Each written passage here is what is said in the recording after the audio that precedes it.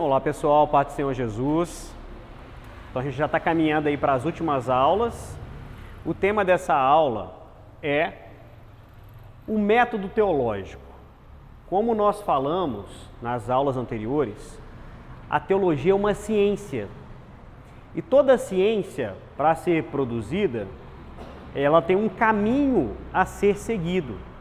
Esse caminho a ser seguido não é necessariamente um caminho fixo, em uma linha reta, contínua, em que você almeja chegar em algum local. Você sempre tem um objetivo final. Agora, o método utilizado, ele pode variar. Só que o objetivo, ele tem que ser o mesmo. Por que é importante isso? Essa aula é importante porque quando você está, por exemplo, dando uma mensagem bíblica para um amigo, algo muito simples, quando você está orientando alguém, quando você está simplesmente falando de Jesus para alguém que você ama, você está, em alguma medida, fazendo um tipo de teologia, tá? Então a teologia, ela está na igreja, não gosto de teologia, você vive na teologia. Quando você se indaga a respeito de você mesmo, olha, será que isso que eu estou fazendo, dentro da minha conduta diária, com o relacionamento que eu tenho com Deus e com o próximo, está correto? Você vai precisar se orientar de alguma forma, vai pedir o conselho de um pastor, ou simplesmente você vai abrir o texto bíblico e buscar, um tipo de conhecimento bíblico que te mostre que aquela conduta é correta ou não é correta.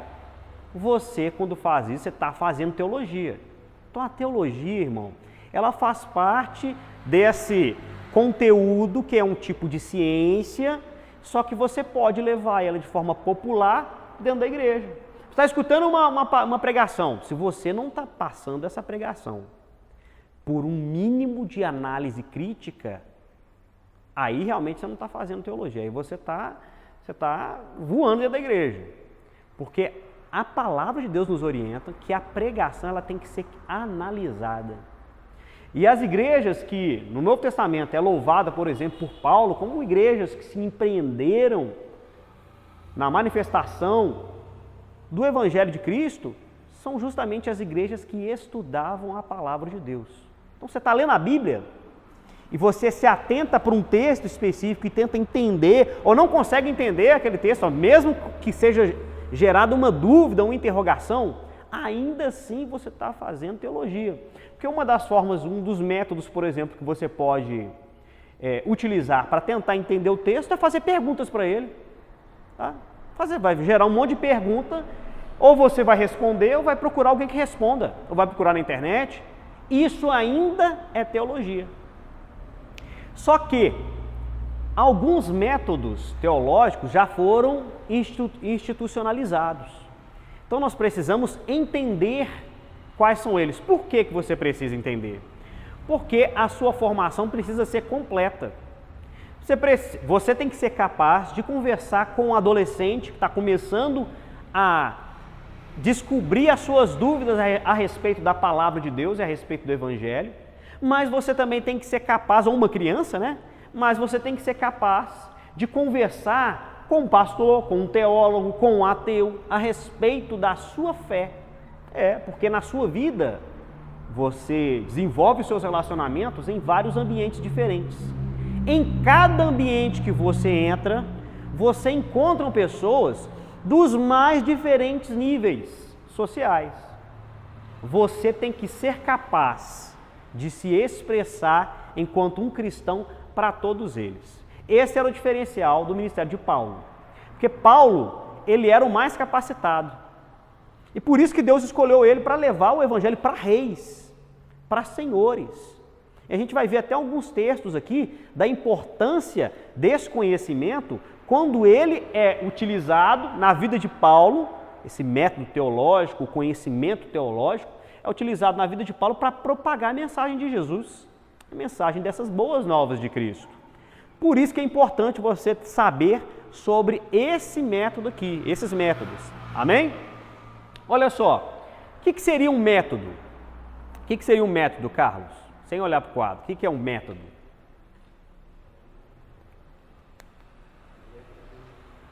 Você já leu o texto, não leu? O que é um método? Método é colocar no meu. Aham. É quando eu tenho uma meta, por exemplo, no serviço eu tenho uma meta diária.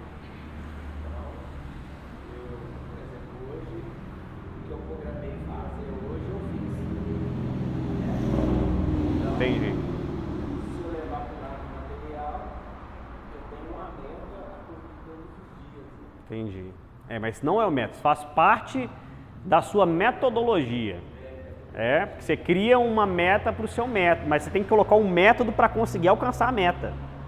O método aqui, ó, método é o caminho que você escolhe para fazer isso. O que eu vou fazer primeiro? Aí eu tenho que fazer um muro, ó, eu preciso do concreto, eu preciso aí dos tijolos, você vai elencar as ferramentas que você precisa, depois você vai escolher o tipo de cimento que você precisa, né? Você vai escolher da forma que você vai fazer a massa para poder produzir aquele concreto, para poder segurar os tijolos um em cima do outro. Então você cria um método de como eu vou colocar eles na horizontal ou na vertical. Eles vão ficar na horizontal por causa disso. Tem as justificativas, né? Vai ser o cimento tal, porque o cimento tal tem resistência de tanto, eu preciso dessa resistência, porque futuramente pode ser que esse muro seja aproveitado com a parede de uma casa, né?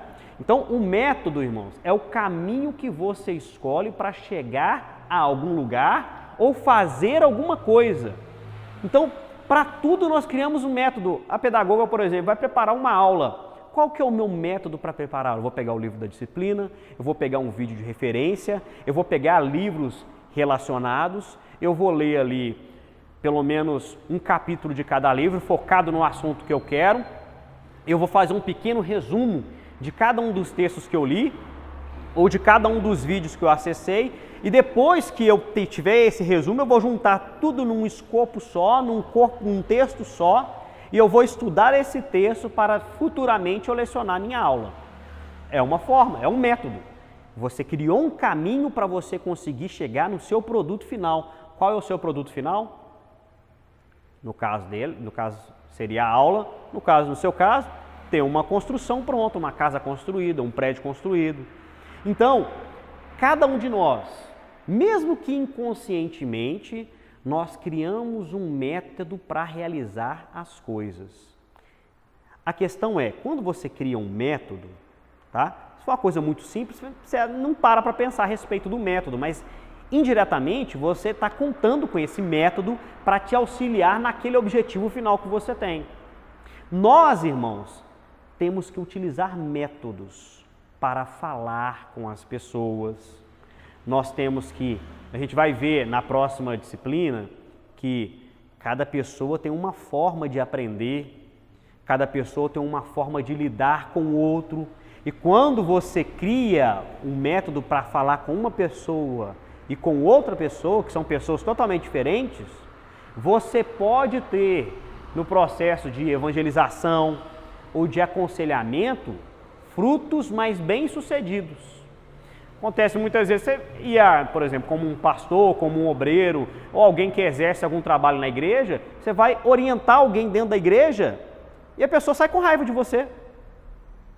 Não é porque o que você falou é errado, mas a forma que você falou fez com que a pessoa entendesse mal aquelas palavras e a pessoa então fica chateada.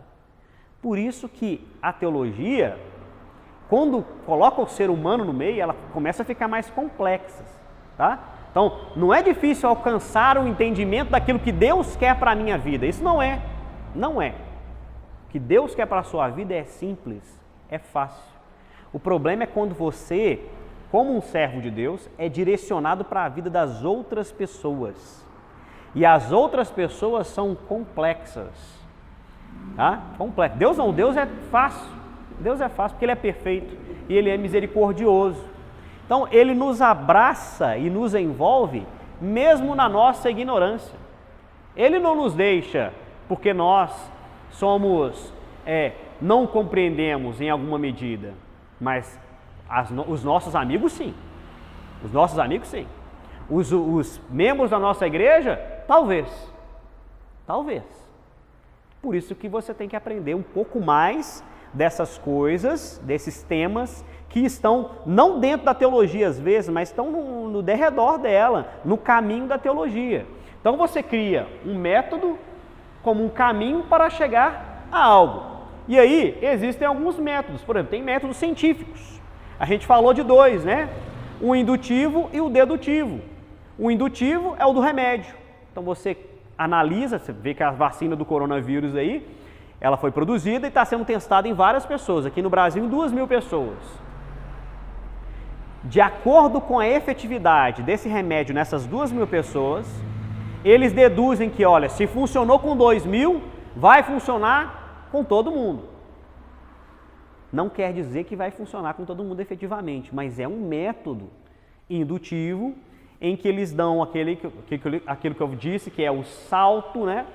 Salto científico, que fala que se funcionou com 2.000, vai funcionar com todo mundo.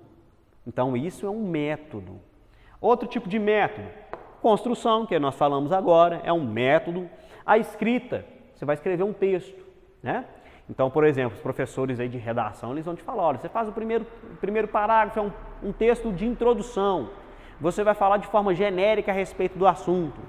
O segundo parágrafo, você vai desenvolver melhor aquele assunto introdutório. Você vai falar sobre ele. O terceiro parágrafo, você também pode desenvolver um pouco mais aquele assunto, ou você já pode fazer a conclusão. Uma introdução, um desenvolvimento e uma conclusão. A pessoa que lê um texto organizado dessa forma, ela vai conseguir entender aquele conteúdo. Da mesma forma, irmãos, a pregação. E aí, esse método teológico, ele é muito importante quando nós falamos de pregação. A pregação, ela tem que ter uma introdução. Essa introdução, muitas vezes, pode ser uma introdução falada. O pastor vai chegar e vai falar um assunto. Irmãos, vamos supor aqui uma pregação, tá? Meus irmãos, simulando um pastor, tá? Essa semana eu estive na minha casa por algum tempo, refletindo a respeito do isolamento social. Como as pessoas têm parecido um pouco mais abatidas, né? No meu bairro, na minha casa, na minha rua, eu tenho visto isso. As pessoas têm andado um pouco mais abatidas porque estão um tanto quanto sozinhas. Como é importante nós estarmos perto de alguém que nos ama. E quem mais nos amou além de Cristo? Quem mais nos amou? Será que existe um outro amor maior do que Cristo? E aí, refletindo a respeito disso, eu fui lá ler aquele texto que fala lá em Romanos, é em Romanos ou em Coríntios? Fala a respeito do amor. É Coríntios? Fala a respeito do amor, Coríntios 13, né? Fala a respeito do amor. E eu queria meditar com os irmãos a respeito. Seria uma introdução. Ele introduziu o texto. Agora o texto também pode ser utilizado como introdução.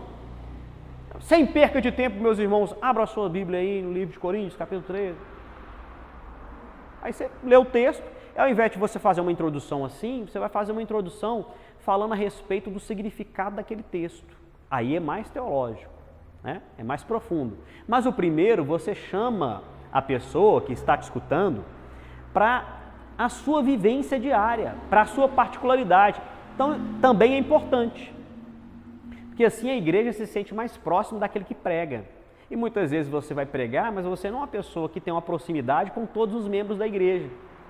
Então você pode utilizar essas ferramentas, mas isso tudo é um processo metodológico.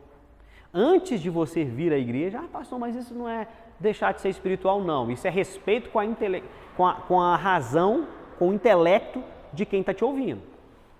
Você vai preparar o que você vai falar. Porque tem muita igreja, não preparo não. Eu chego lá, eu vou falando, Deus vai falando. Eu vou falando, Deus vai... Eu já encontrei com gente que fala isso, irmãos. Eu vou falando, meu irmão, e quando Deus não estiver falando, irmão, aí ele continua. E normalmente é isso que acontece. Deus não está falando e o irmão continua. E ele vai achando que Deus está revelando. E aí a igreja, se a igreja é ignorante, ela acredita e daqui um pouquinho vai entrando heresia, vai entrando confusão dentro da igreja. E isso é a raiz dos males que tem atrapalhado a maioria das igrejas evangélicas, tá? Que a maioria das igrejas evangélicas são igrejas pequenas, nada contra a igreja pequena, porque essa é uma igreja pequena, né? Mas são igrejas pequenas que se abrem para todo tipo de movimento que se chama espiritual, se diz espiritual. E é totalmente diferente isso. O que a Bíblia nos mostra é que Deus quer de nós um culto racional. Se você vai fazer um culto racional para Deus, você tem que minimamente trazer um conhecimento estruturado. Né? Quando você ouve falar de algo, por exemplo, uma fofoca, por exemplo, pior exemplo que tem, né? Mas vamos pegar isso aqui. Fulano de tal faz isso. Fulano de tal faz isso. Te falaram. O certo não é você aceitar uma fofoca, não. Com alguém de caráter. Quem te disse isso? Olha só, qual que é a sua fonte? De onde você está tirando essa informação? Tá? Com base em que essa pessoa está afirmando isso? Com base em quê? Tá? Por qual motivo essa pessoa está dizendo isso a respeito da outra pessoa? Por qual motivo? Porque quando você encontra essas razões, você pode ver que talvez o negócio nem exista. A pessoa está querendo simplesmente difamar a outra, falar mal da outra. Isso acontece com notícias, com tudo que você escuta. E a Bíblia? Meus irmãos, do mesmo jeito. Quando você prepara um texto bíblico para a igreja, ou mesmo que seja para si mesmo, você tem que ser responsável com o texto que você está produzindo. Você tem que ser responsável com a Bíblia e com a vida do irmão, porque o irmão pode ser mais fraco que você espiritualmente. Tá? Talvez você aguente escutar umas profetadas, né? Talvez você aguenta. Mas será que o outro aguenta como você? Será? Então, irmãos, tem que ter responsabilidade. Igreja tem que ser feita com responsabilidade. Olha só, na teologia, tá? Na teologia, o método de desenvolvimento científico dela, a forma correta de se analisar, é se valer da análise histórica. Então você vai pegar um texto, qual que é a análise histórica desse texto? Qual que é a história que estava passando por trás ali? Qual era o período? Qual era o período que aquele momento ali a sociedade estava vivendo? O que estava acontecendo ali? O que motivou, o que historicamente motivou os acontecimentos que eu estou lendo?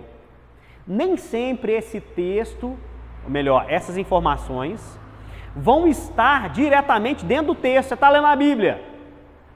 O histórico, muitas vezes, ele não vai estar diretamente no texto. Ele vai estar em livros periféricos, que aí você tem que saber escolher os livros. Então, por exemplo, nós temos as editoras cristãs. Você não quer errar? Vai numa editora cristã. CPAD, aquela Central Gospel, aquela outra lá, Vida Nova, a Betânia, que aqui mesmo em BH tem alguns livros, né? Então você vai em livros de confiança. Depois você tiver um pouco mais de conhecimento, você pode saber, eu tenho autores de referências. Então você quer um autor de referência? Então ok, compra um livro daquele autor que é de referência e você vai saber que aquele teólogo, ele tem informações alinhadas minimamente com aquilo que a tua igreja, com aquilo que a tua fé, né, com a tua denominação tem acreditado, tá? Mas essas que eu citei são reconhecidas como editoras que, no geral, atendem a todas as igrejas, tá? Olha só, irmãos, você faz uma análise histórica, você faz uma análise bíblica, diretamente do texto bíblico, e aí tem o contexto do texto. Esse contexto, irmãos, ele envolve a leitura de todo o capítulo e às vezes uma parte maior do capítulo. Nós vemos, tem alguém que tem alguma Bíblia aí? Você abrir a sua Bíblia, você vai ver que a sua Bíblia é dividida em tópicos. A sua Bíblia é dividida em tópicos, correto? Então tem algumas epígrafes, aquela parte que vem em negrito, chamada de epígrafe. A epígrafe, ela não é parte do texto bíblico. A epígrafe, ela é, na verdade, uma orientação dada pelos editores dessa publicação da Bíblia. Então teve um responsável que leu o texto bíblico e entendeu que aquela parte que se desenvolve a partir da epígrafe tem aquele tema. E ele escreve aquilo. Eu já vi, por exemplo, irmãos simples da igreja ganhando uma oportunidade para dar uma saudação, a mandar os irmãos abrirem a Bíblia na epígrafe. Ele leu a epígrafe. A epígrafe é só uma orientação e não quer dizer que essa orientação também, irmãos, que está na sua Bíblia, ela seja correta também não. Pode ser que também que o editor ali deu uma viajada naquele momento e colocou um título para aquela epígrafe que não corresponde com a realidade. Então, temos que tomar cuidado. Até para você comprar a Bíblia, você tem que saber qual que é a editora que está publicando aquela Bíblia, tá?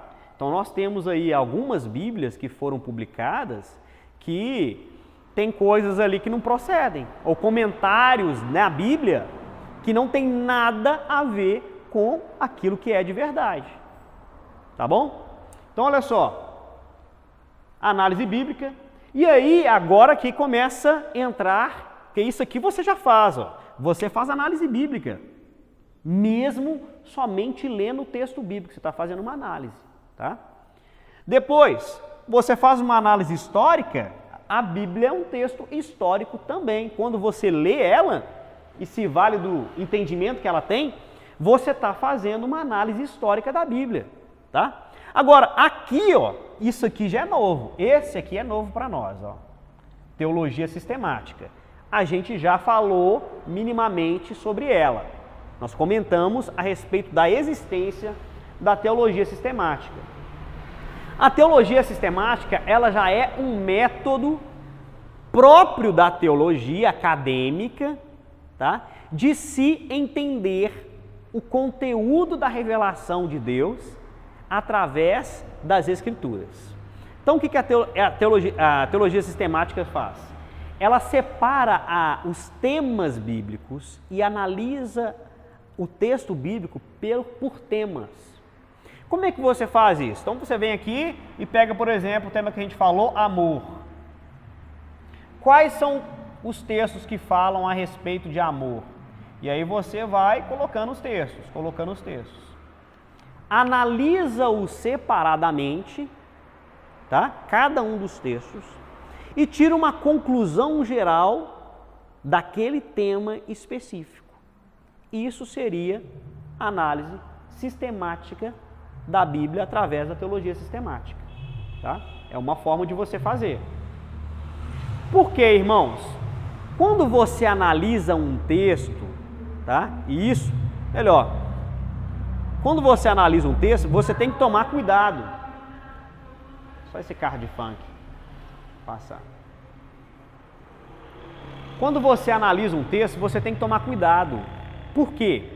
Porque em grande medida, quando alguém, um ser espiritual, que é o ser humano, né? Nós somos espirituais, ele acessa o texto bíblico, principalmente para produzir um conteúdo para que seja pregado, você tem em mente que Deus entra num processo relacional com você, em que, em alguma medida, Deus vai te trazer uma revelação espiritual para a igreja, não é? É assim, porque quando você aplica o texto, você, em alguma medida, está trazendo um tipo de ensinamento para a igreja. Mas olha só, quando você pega, né? Vamos supor que você tem só esse texto aqui, tá? O tema é amor. Existem vários textos, esse aqui é um outro texto, ó. Tem outro texto embaixo, tá? São textos em locais diferentes da Bíblia. Quando você pega esse texto aqui, ó, esse texto, ele vai ter um contexto específico, que é limitado ao assunto específico que está sendo tratado. Qual que é o problema? Você pega a sua pregação baseada nesse texto, aí você desenvolve sua pregação. Bonita, tá?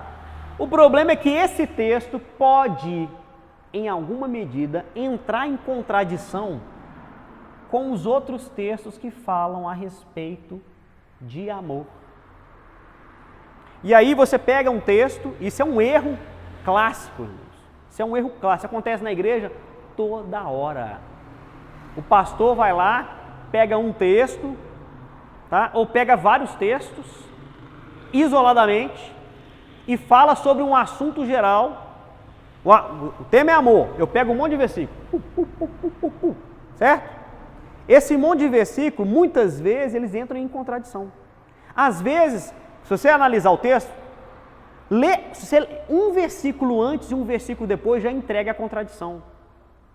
Porque a mensagem às vezes é positiva, só que o texto que está falando de amor aí, ele está num contexto negativo. Então o versículo é bonito, mas o contexto é negativo. E aí você vai falar sobre esse texto específico que você pegou, sem considerar o valor geral daquele tema para o texto bíblico. Então como é que você faz isso? Isso aqui está aqui, ó. Atenção. Revelação espiritual. A pregação específica ou universal? Hein? A pregação, ela é específica. Esse tema aqui, que você pegou a respeito do amor, ela é específica para aquele assunto que está sendo tratado? Ou ela é universal, vale para todo mundo? Você tem que saber a respeito disso. Você tem que ler o texto. E só de ler o texto dá para entender. Depois disso, meus irmãos, quando você aplica o texto na igreja, quando você está aplicando o texto na igreja, pregando aqui na igreja, tá? Você tem que também ter a noção de que, em alguma medida, a aplicação daquela mensagem é para aquele momento da nossa igreja aqui, ó. Eu e você, nós somos juntos, por exemplo, cultuando a Deus.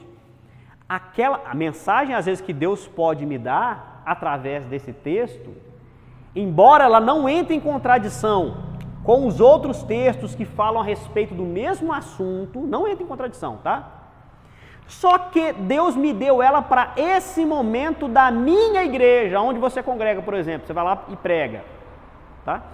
E depois você pensa e fala assim, não, é para todos os cristãos isso. Muitas vezes não é. Muitas vezes não é. Então, por exemplo, às vezes, os textos que eu citei, né? Por exemplo, quando Davi fala assim, olha, nunca vi um justo mendigar o pão. Tem pastor que vira dentro da igreja e fala assim, não, justo nenhum mendiga o pão. Justo nenhum mendiga o pão. Nunca vi um justo mendigar o pão, você não vai mendigar o pão. Meu irmão, é promessa de Deus. Isso não é promessa de Deus. Isso não é promessa de Deus. Promessa de Deus é salvação. Promessa de Deus é libertação do pecado. Promessa de Deus é morada celestial. Isso é promessa de Deus. Agora, não vai mendigar o pão, não é promessa de Deus. E nós temos uma lista enorme de pessoas na Bíblia que mendigaram o pão. Então, Davi disse que nunca viu o justo mendigar o pão. Foi Davi que falou. Agora, se você quer pregar isto, tem jeito? Tem. Tem jeito de você pregar isso ainda. Eu, de vez em quando, eu prego.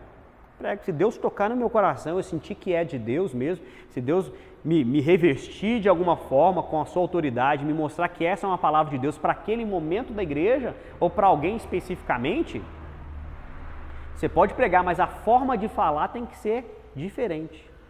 Você vai falar o seguinte, meu irmão, a Bíblia diz que Davi nunca viu um justo mendigar o pão. Eu profetizo sobre a sua vida, que assim como foi com Davi, será com você.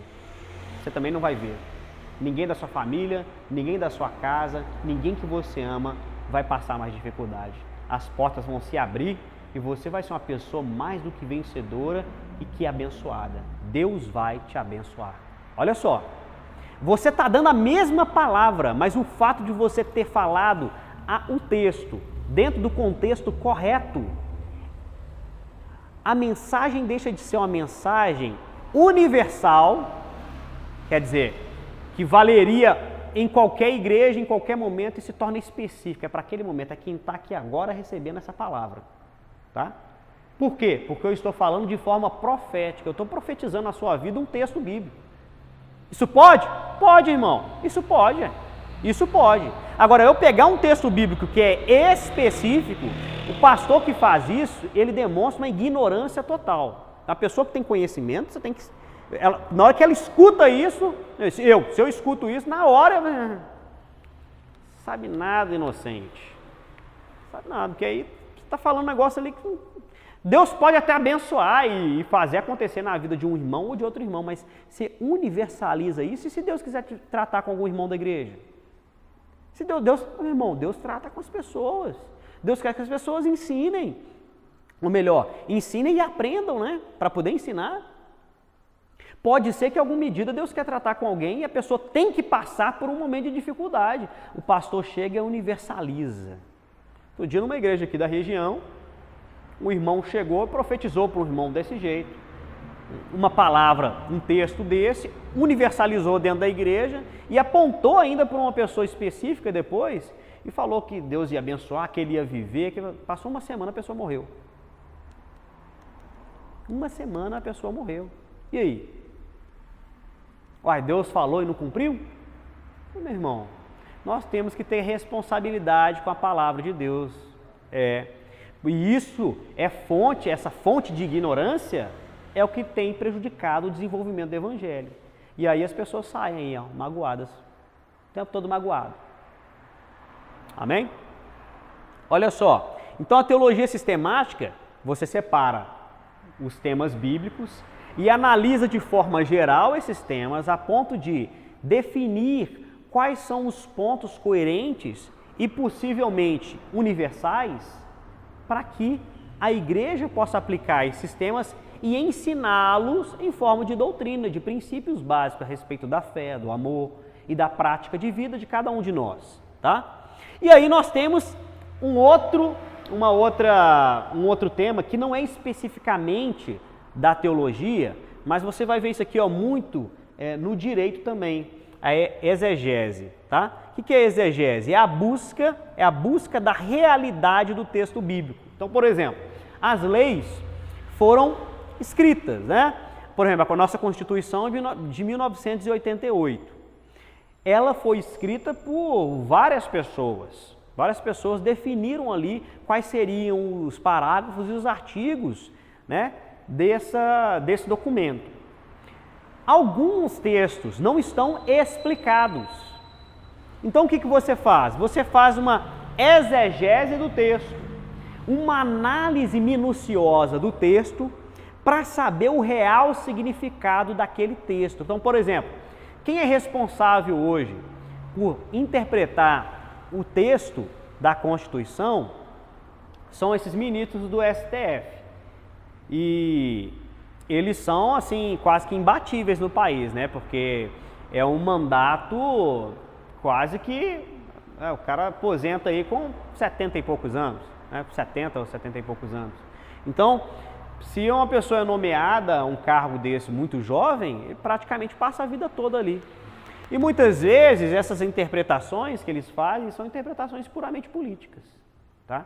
Na Bíblia se faz exegese, se busca a realidade do texto. Como? Fazendo isso aqui, ó. Qual é o contexto desse texto? Qual é o contexto desse texto? O que é o contexto do texto? É o referencial que dá sentido àquele texto. Então, por isso que você não pode, irmãos, pregar textos isolados. Você vai falar um texto bíblico na igreja, você não pode pegar, isso é regra de todo mundo que estudou a Bíblia, não pegue um texto, um versículo isolado. Não pegue, pegue um contexto, um pedaço de texto. Se você quer só citar o versículo, aí você cita o versículo rápido. Agora, na hora de pregar a mensagem, você tem que pegar um bloco de texto ali que tem um sentido completo, tá? Igual uma redação, com início, meio e fim. E aí você vai ler aquele texto e depois você vai explicar o referencial de sentido, que pode ser o quê? Aí aqui a gente tem uma sugestão de texto. Quem tiver Bíblia aí, abre em Atos 17, 16 a 32. Ele é usado aqui, ó, para aplicar de forma correta.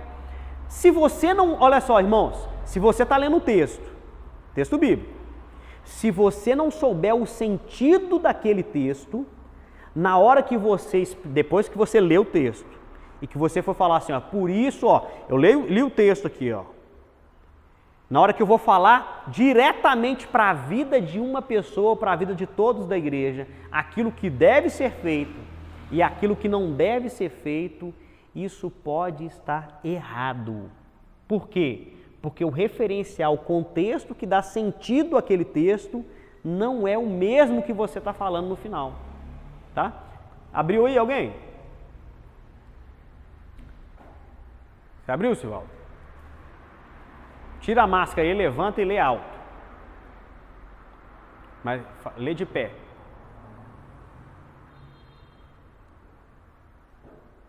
Capítulo 17, versículo 16 até o 32. 16 a 32.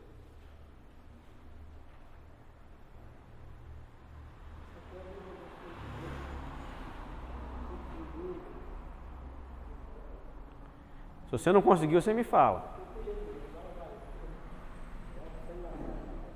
16, né?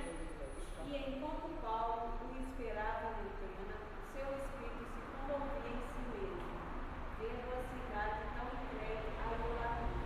O céu que disputavam as sinagogas dos judeus e religiosos, e todos os dias na praça todos que se apresentavam. E alguns filósofos Epicureus. e estoicos contentiam com ele, e uns diziam: que quer dizer esse paroleiro? E outros: parece que é pregador de deuses estranhos, porque lhes anunciava Jesus e a ressurreição. E tomando-o, o levaram ao Areópago, dizendo: poderemos nós saber que nova doutrina é essa que falas? Tais coisas estranhas nos traz ao ouvido, querendo, pois, saber o que movia isso. Pois todos atenienses e estrangeiros residentes, de nenhuma outra coisa se ocupavam, senão de dizer e ouvir alguma novidade. E estando Paulo no meio do Areópago, dizendo: homens atenienses, em tudo vos vejo um tanto supersticiosos, porque passando eu e vendo os vossos santuários, achei também um altar em que estava escrito: ao Deus desconhecido. Este, pois, que vós honrais, não o conhecendo, e o que vos anuncio. É o que vos anuncio. No Deus que fez o mundo e tudo que nele há, sendo o Senhor dos céus e da terra, não habita em templo feito por mão de homens, nem tampouco é servido por mão de homens, como que necessitando de alguma coisa, pois ele mesmo é quem dá a todos a vida, a respiração e todas as coisas.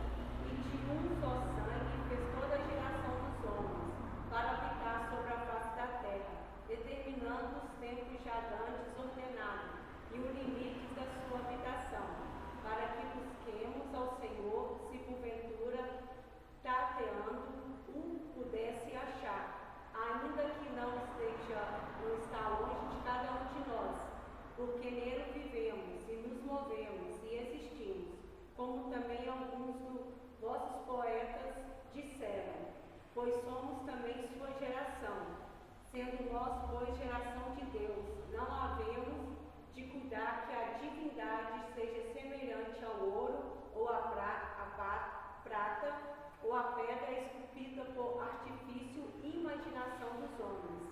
Mas Deus, não tendo em conta os tempos da ignorância, anuncia agora a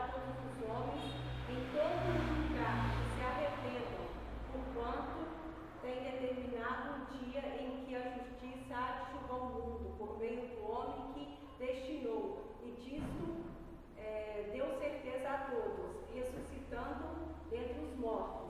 E como ouviram falar da ressurreição dos mortos, uns se escarneciam e outros diziam: acerca disso te ouviremos outra vez. E assim Paulo saiu do meio deles. Todavia, chegando alguns homens a ele, creram, entre os quais foi Dionísio, Areopagita, eu creio que ele seja, uma mulher com o nome Damaris, e com eles outros. Então, olha só, irmãos, o que esse texto está falando? Esse texto está falando que Paulo, ele foi para Atenas, tá? Observou a situação religiosa das pessoas ali, e o texto informa que os atenienses, eles não trabalhavam, eles se ocupavam a respeito de pensar a respeito das coisas da vida, tá? A gente está falando aqui a respeito de análise histórica, de referencial de sentido, tá? Quando você pega somente esse texto, não para analisar o texto em si, mas a ação de Paulo frente ao seu público, o que Paulo fez? Paulo primeiro analisou o contexto que eles estavam vivendo. Olha o contexto que eles estavam vivendo. De idolatria, altares a todos os tipos de deuses, até um Deus desconhecido. Até um Deus desconhecido. Que povo é esse? Olha só, observou a situação das pessoas, pregou em cima da situação e da fé deles mesmos. Contextual, a mensagem é contextual. Depois disso, durante a pregação, ele cita dois autores, dois filósofos e poetas atenienses, gregos, daquela região. Ele cita os próprios autores gregos para falar a respeito da verdade que ele estava afirmando. Ele se valeu do conhecimento e do contexto histórico-social deles para poder pregar a mensagem do Evangelho. Agora, o próprio texto também tem um contexto, que é justamente esse, entender a sociedade grega. Esses cidadãos gregos, eles não acreditavam em ressurreição. Quando ele começou a falar de ressurreição, eles cortaram o diálogo. Não, disso aí a gente escuta depois. Porque eles querem sempre, o ateniense, o grego, ele queria sempre aprender algo novo, ele queria adquirir conhecimento. Então, quando eles entenderam que Paulo era alguém que tinha um conhecimento novo, eles levaram a ele ao Areópago, né, que era um local para discussões, para que ele pudesse ali repartir com eles parte daquele conhecimento. Só que falou em ressurreição, cortou na hora, mas algumas pessoas creram. E o importante é isso, o importante são aqueles que creram. Tá? E ele cumpriu a sua responsabilidade, que era de levar a palavra de Deus para essas pessoas. Então, a palavra de Deus, ela tem que olhar aqui, ó, esse referencial de sentido, que tem a ver com o histórico do texto que está falando, mas também da própria igreja. Do país, da cidade, do município. O evangelho, ele é contextual. Ele é para a sua vida e é para as coisas que nós vivemos em conjunto e isoladamente. Isoladamente tem que ser Deus, a revelação divina. Deus mostra isso individualmente para cada um. E socialmente? Socialmente nós percebemos o mundo e nós extraímos da revelação não algo novo. Isso temos que ter em mente. Você não vai pregar algo novo, não. Você vai trazer das mensagens antigas, tá? Uma contextualização atual para elas. E isso que é a mensagem de hoje. Você não tem que vir na igreja esperando assim, um pastor vai pregar alguma coisa nova, não. Você tem que esperar que a palavra se renove na sua vida de acordo com o contexto que você precisa que ela se renove. Mas é a mesma palavra, está sendo pregada há mais de 2000 anos, irmão. Esse negócio de você vir na igreja, eu quero escutar alguma coisa nova, esse negócio de coisa nova, toma cuidado. Coisa nova. Toma cuidado, irmão. Coisa nova pode ser música, pode ser adoração, pode ser uma coisa nova. Eu acredito que a arte, ela se renove mesmo. Agora, a palavra de Deus já está aí há 2000 anos sendo estudada. Nós temos que saber pregar os princípios e valores antigos com atualização para os dilemas da vida que nós vivemos hoje. Porque na época de Jesus não tinha crack, não. Tinha cocaína. Tinha não. Tinha droga, não. No máximo tinha um vinhozinho lá, ó. Vinhozinho, só isso. Tinha essas coisas não. Talvez tinha uma outra droga, com certeza devia ter. Mas não tinha essa gama que nós temos hoje. Não tinha LSD. Não tinha balada na época de sair à noite, voltar de madrugada. Não tinha isso não. Então você vai pegando aquilo que é antigo numa contextualização necessária para o jovem, para o adolescente, para a criança, que aí tem que ser mais básico ainda, mas de uma forma mais simples, com uma linguagem específica. Essa tem que ser a preocupação da igreja. Não preocupar com o novo, mas preocupar com aquilo que é correto. Tá?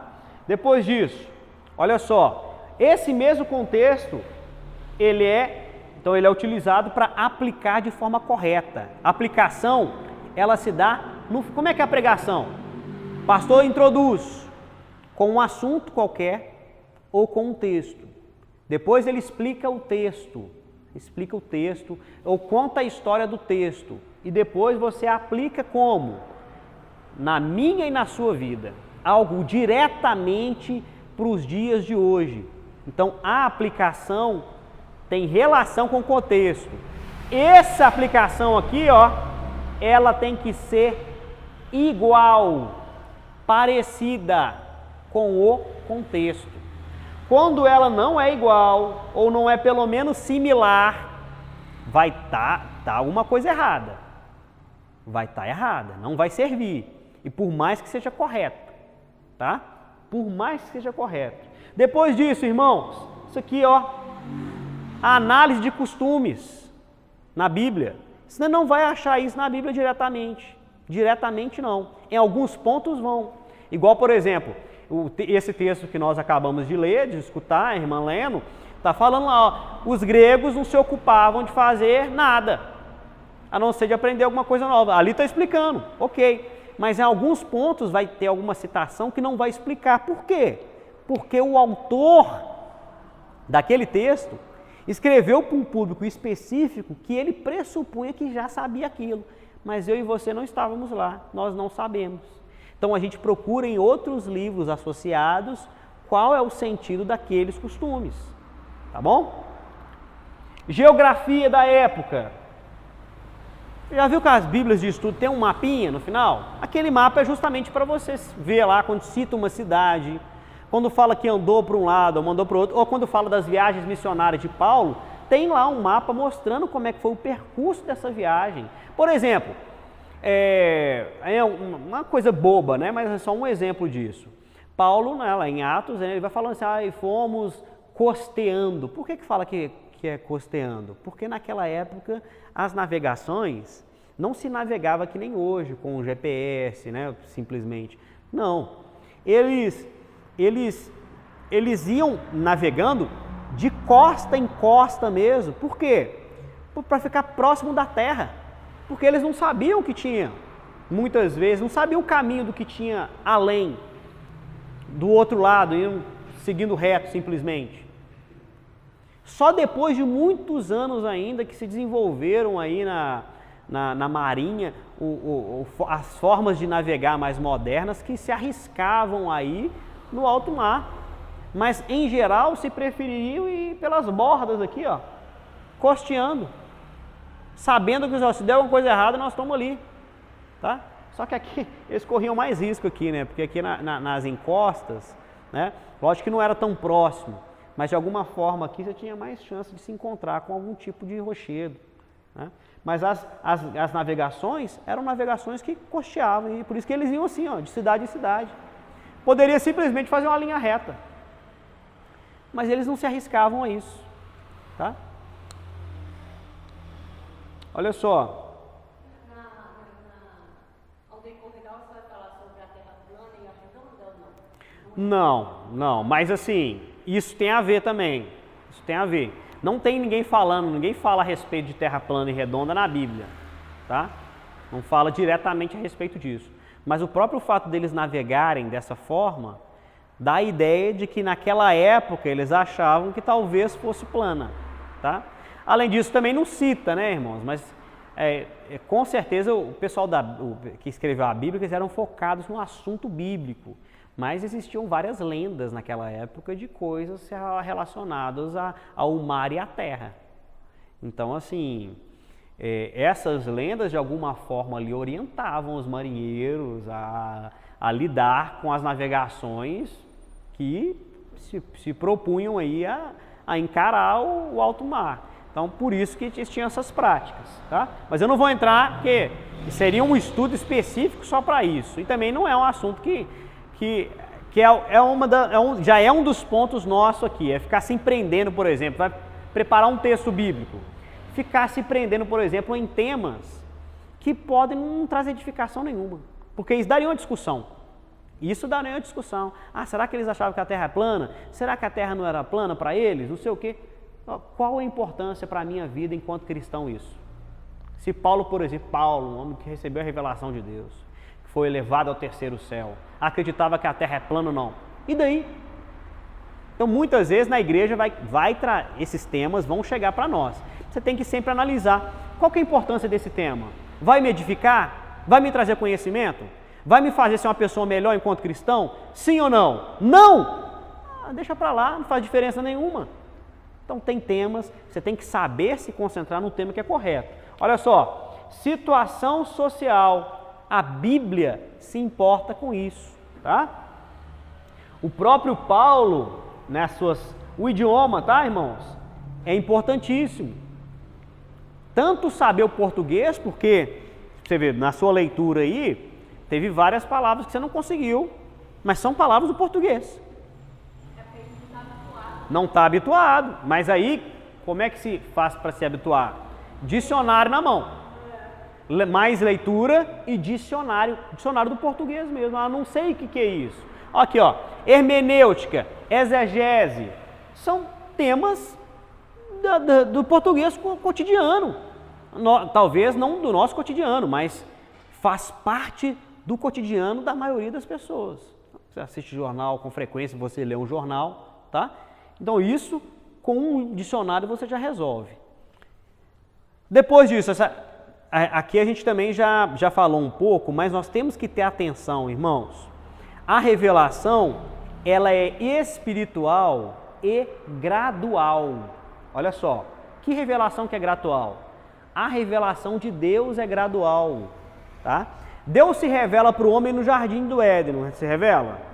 Amém. Só que Deus não se revela totalmente para o homem no jardim do Éden. Porque se Deus tivesse feito isso totalmente, ainda assim, talvez, o homem não tivesse cometido os erros que a humanidade tem cometido durante o desenvolvimento histórico desse povo. Não tinha.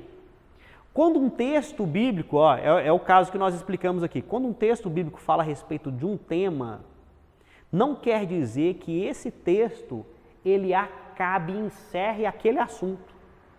E aí, você pegando esse assunto para si e levando ele para a igreja, observando só esse ponto, você pode estar cometendo um erro. Por quê? Porque a revelação ela é gradual. Deus revela aqui, Deus revela aqui, Deus revela aqui. Então, você tem que procurar, de forma sistemática, conhecer o texto bíblico para ensinar as pessoas da melhor forma possível. Outra coisa, irmãos, quando você pega um texto para pregar, para poder orientar, você tem que ter objetivos claros. Você não pode chegar numa pregação de qualquer jeito, não. Ou trazer uma mensagem para alguém. Qual que é o objetivo da mensagem? Qual que é o objetivo daquilo que você quer comunicar com outra pessoa? O que você intenta com isso? Você tem que se observar esses objetivos e confirmar se naquilo que você estudou tem um mínimo de clareza para trazer para as outras pessoas aquele conhecimento. Objetivos claros. E isso inclui, por exemplo, não fazer o que a gente fez aqui agora. Entrar por assuntos, a Terra é plana, não sei o quê, entendeu? Você vai entrar por não acaba, é uma história sem fim. É uma história sem fim. Que muitas vezes, mais do que edificar, vai atrapalhar, vai confundir. Então, tem coisas que não são importantes, você tem que focar naquilo que é importante. Então, isso inclui em ser objetivo. Depois, esses objetivos têm que estar relacionados com os princípios do próprio Deus para a sua igreja. O que Deus quer para mim e para você? Deus quer que nós sejamos puros, temos pureza. Deus quer que a nossa palavra e o nosso ensinamento reflita aquilo que é justo, traga justiça. Deus quer, né, de nós um culto racional. Então a nossa mensagem tem que ser o quê? Inteligente. Não pode ficar saindo um monte de palavra, não. Chegar falando em línguas aí, ficar falando em línguas, sem entendimento. Então, se tiver alguém ainda para interpretar, ok. Mas ficar falando em línguas não edifica só a mim que estou falando, mas e o resto da igreja? Tá? Então tem que ser com inteligência. E depois, tem que ser verdadeiro. Então, não pode ter aqui, irmãos, em todo esse processo de pregação da mensagem, interesses escusos, interesses pessoais, interesses políticos, não. Você pode até falar de política, de forma sincera. Você pode falar, não tem problema não. Problema nenhum. Mas se for de forma sincera, se for com o intuito de ensinar, se for com o intuito de educar. Agora, se for só para falar por falar, não faz sentido. De vez em quando eu até falo na igreja, que eu falo, assim, brincando. Eu falo porque tem hora que você... Naturalmente você fala. Mas o correto é o quê? Ensinar. Ensinar. Então a gente vai falar sobre política aqui também. A gente vai ensinar, porque isso tem a ver com o contexto social. Que a gente falou aqui, contexto, situação social. Como é que, se você fosse um missionário e estivesse chegando na África, o que você tinha que fazer? Antes de sair abrindo igreja? Não. Você tem que conhecer a realidade das pessoas.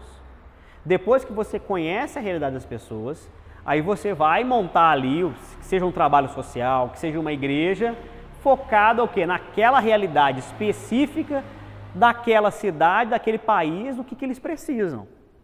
E aí você vai desenvolver a obra de Deus em cima dessa estratégia, tá bom? Olha só, para a gente não gastar mais tempo e a gente poder passar para uma nova etapa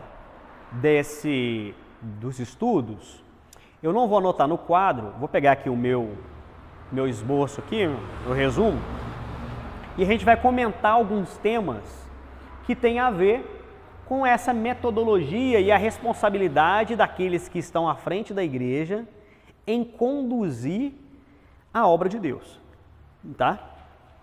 Por quê, irmãos? Todos aqueles que estão dentro da igreja são obreiros de Deus.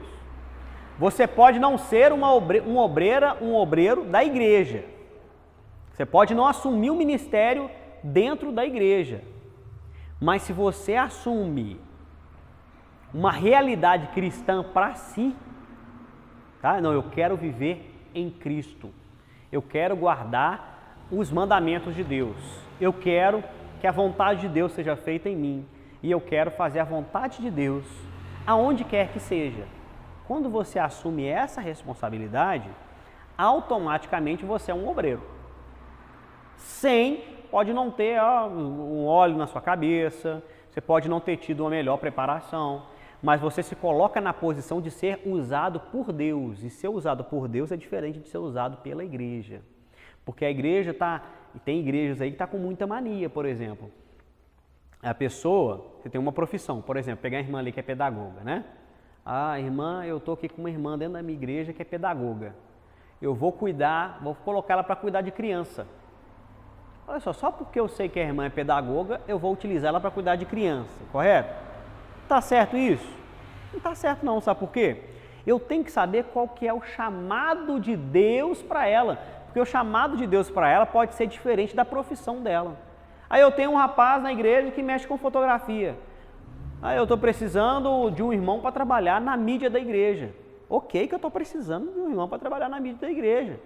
Porém, o chamado do irmão é um chamado missionário, é um chamado para ser pastor, um chamado para ser pregador.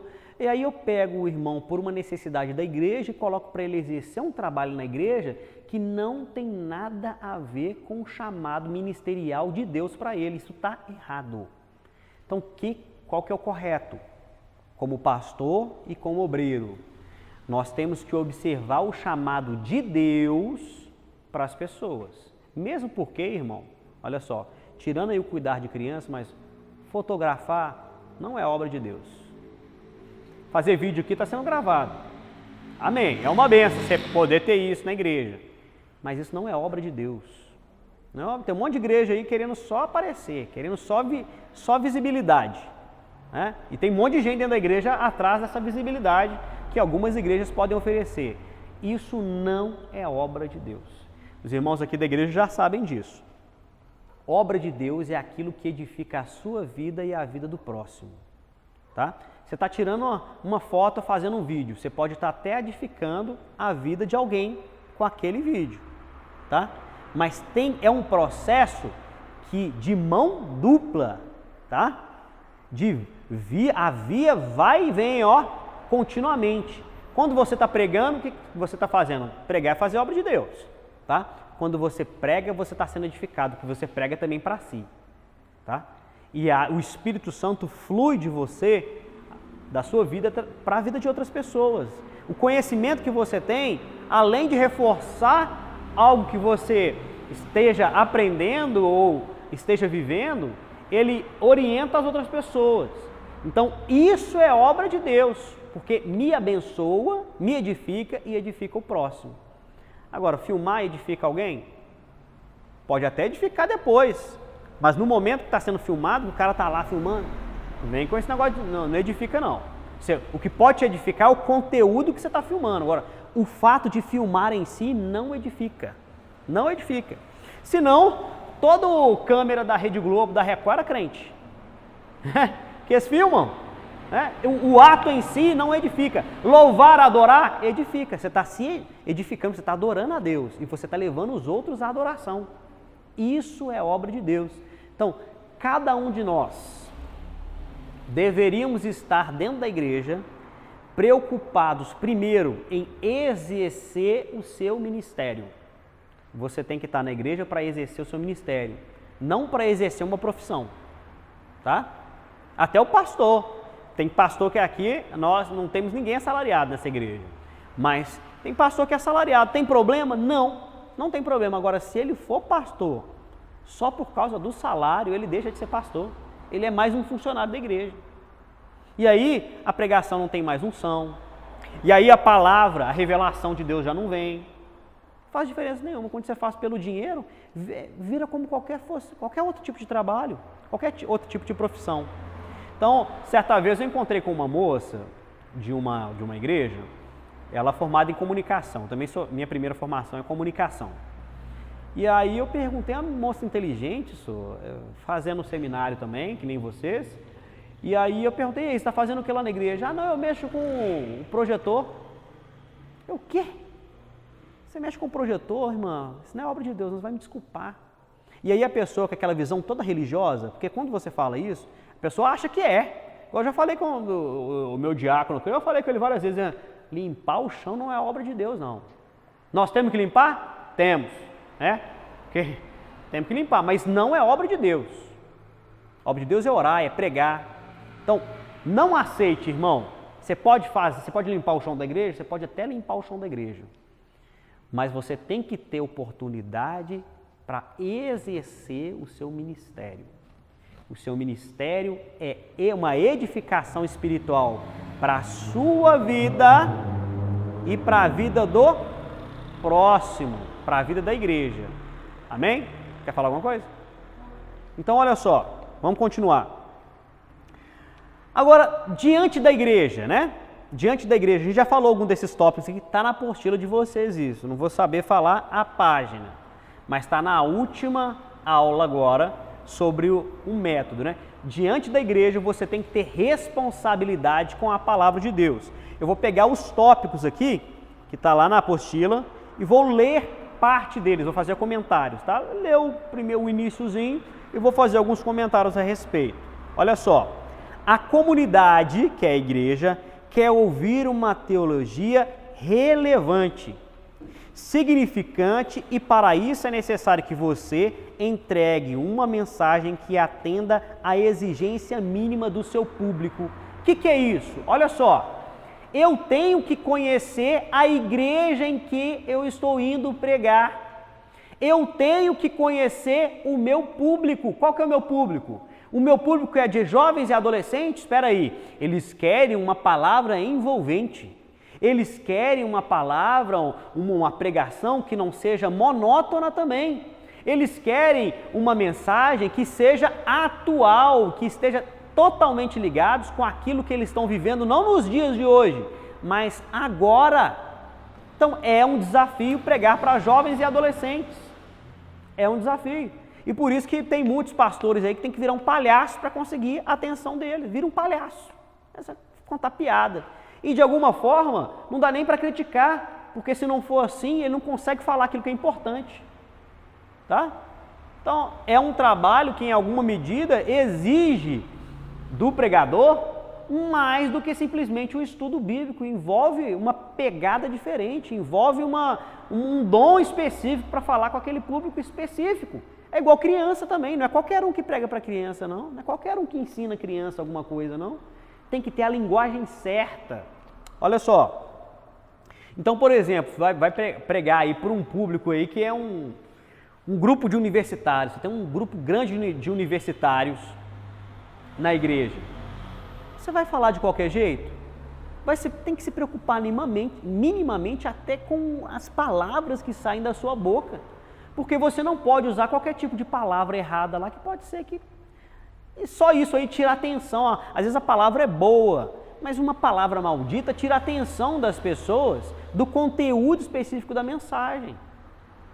Então, eu tenho que conhecer meu público. E se meu público tiver um nível de exigência um pouco menor, eu posso adequar ou escolher palavras de mais fácil entendimento para que a maioria das pessoas possa entender. Ah, pastor, e se você estiver pregando, então, numa igreja grande, em que o público é geral, muito diferenciado? Nesse caso, você tem que procurar falar da forma mais simples possível, para que haja, na verdade, um nivelamento entre a igreja. Todo mundo possa entender aquilo que é dito. Não ficar procurando palavras difíceis. Isso é errado, irmãos. Você tem que pregar de forma mais simples possível. Pegar o texto de forma simples para que todo mundo possa entender, tá? Depois disso, no processo comunicativo, olha, processo comunicativo é um processo que envolve emissor, transmissor e receptor. Isso aqui é teoria da comunicação, ó. Quando alguém fala alguma coisa, vou desenhar uma boquinha aqui, ó, um beicinho aqui, ó, vai falar alguma coisa, ó. Essas aqui são as ondas sonoras. Esse cara aqui é o emissor. Ele pode se valer de algo que transmita, aqui ele está se valendo da sua voz, mas ele pode ser um rádio, pode ser televisão, tá? Aí normalmente a gente chama disso aqui de canal, tem um canal. Pode ser um microfone, tem um canal. Então ele é um emissor ou um canal, como é que está falando aqui? Só um minutinho. O canal também pode ser entendido como transmissor, que está transmitindo, né? E aqui tem um receptor. Vou colocar uma orelha aqui, ó. Esse cara aqui é o receptor. Essa mensagem, ela tem um caminho a seguir. Isso aqui podia ser, aqui, ó, aqui no emissor podia ser um texto, um cartaz. Mas às vezes, uma outra placa tampou parte do cartaz. E a pessoa passou e só leu uma parte específica, ela vai entender? Ela pode até entender, mas entender alguma coisa errada. Ou, por sorte, ela pode entender parte daquilo que foi dito, deduzir o que seria o resto. Quando você prega, você tem que entender, você está passando uma mensagem, que nem sempre a pessoa aqui, ó, essa pessoa, o receptor, ela tem valores. Esses valores que ela tem podem refletir em parte do que ela utiliza para interpretar tudo que é dito. Então você falou um monte de coisa aqui, ó. Você falou um monte de coisa aqui. Só que você tem aqui valores também. Diferentes daqueles valores. Você falou sem pensar que essa pessoa aqui tem valores diferentes e que por ter valores diferentes pode interpretar aquilo que você diz de forma diferente. Então você tem que tomar cuidado quando você for falar. Por quê? Porque nem sempre a interpretação da mensagem é igual àquela que você pressupõe. Então o que você faz? Você se cerca por meio de um método de organização de ideias para que, não é que você vai acabar com isso aqui não, porque é impossível. Isso aqui é impossível. Se a pessoa quiser entender de outro jeito, ela vai entender, tá? Mas você pode tirar parte da sua responsabilidade em erros interpretativos. Tem a outra pessoa que tem cultura e valores diferentes dos seus. Por isso que é tão importante, antes de pregar, conhecer o seu ouvinte.